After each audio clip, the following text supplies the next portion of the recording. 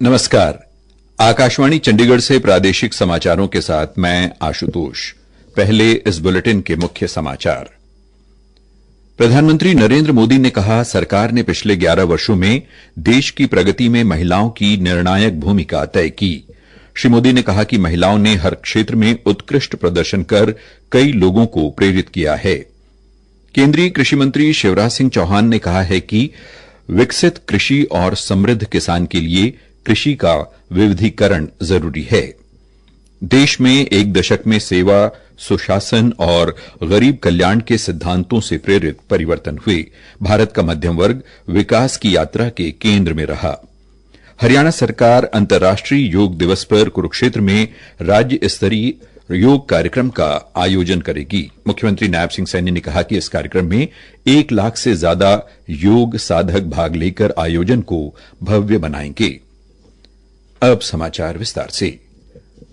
प्रधानमंत्री नरेंद्र मोदी ने आज कहा कि सरकार ने पिछले 11 वर्षों में कई प्रभावशाली पहलों के माध्यम से महिलाओं के नेतृत्व वाले विकास को फिर से परिभाषित किया है। केंद्र में एनडीए सरकार के 11 साल पूरे होने पर एक सोशल मीडिया पोस्ट में श्री मोदी ने विकसित भारत की यात्रा में महिलाओं द्वारा निभाई गई परिवर्तनकारी भूमिका का जिक्र करते हुए कहा कि महिलाओं ने सरकार के प्रयासों को फलीभूत किया है। सोशल मीडिया पोस्ट में प्रधानमंत्री ने कहा कि सभी क्षेत्रों में, चाहे वो विज्ञान, शिक्षा, खेल, स्टार्टअप और सशस्त्र बल हों, महिलाएं उत्कृष्ट प्रदर्शन कर रही हैं और कई लोगों को प्रेरित कर रही हैं। भारत को विकसित बनाने में नारी शक्ति की यात्रा पर प्रकाश डालते हुए एक रिपोर्ट प्रस्तुत की गई है, जो सामाजिक परिवर्तन और समावेशन का एक शक्तिशाली आंदोलन है, जहां महिलाओं को जीवन के हर क्षेत्र में सशक्त बनाया जा रहा है।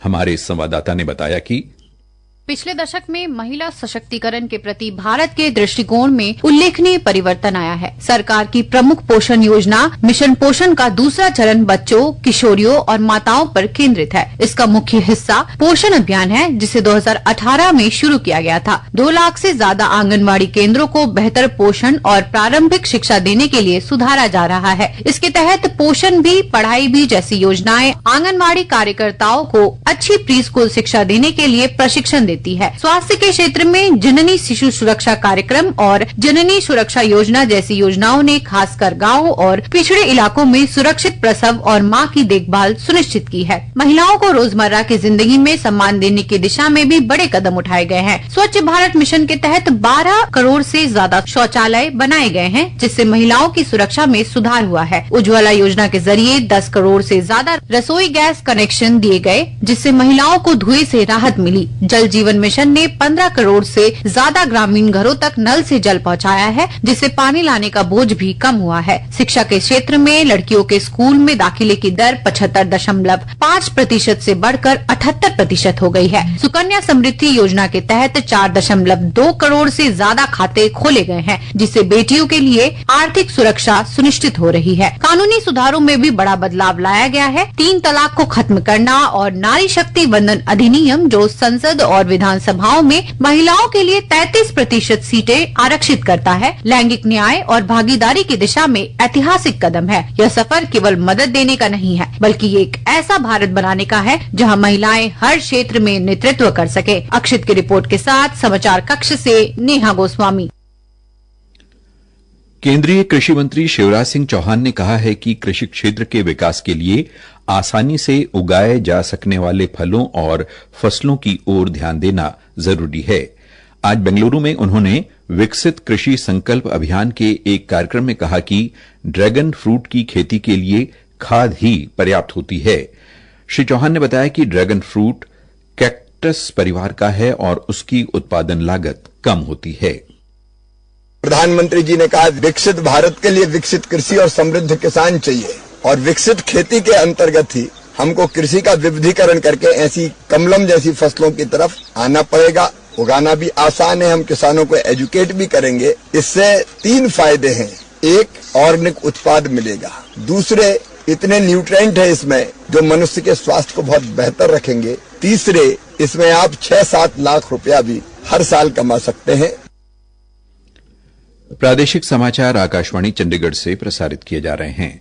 हमारे बुलेटिनों और ताजा समाचारों के लिए आप हमारी वेबसाइट newsonair.gov.in पर लॉग इन कर सकते हैं। ये समाचार हमारे यूट्यूब चैनल और x handle Akashvani news Chandigarh पर भी उपलब्ध हैं। देश में सेवा, सुशासन और गरीब कल्याण के सिद्धांतों से प्रेरित एक दशक में महत्वपूर्ण परिवर्तन हुए हैं। आकाशवाणी समाचार पिछले 11 वर्षों में प्रमुख क्षेत्रों में सरकार के प्रयासों पर एक विशेष प्रसारण लेकर आया है। इस श्रृंखला में आज प्रस्तुत है पर्यावरण संरक्षण और विकास पर केंद्रित ये विशेष रिपोर्ट।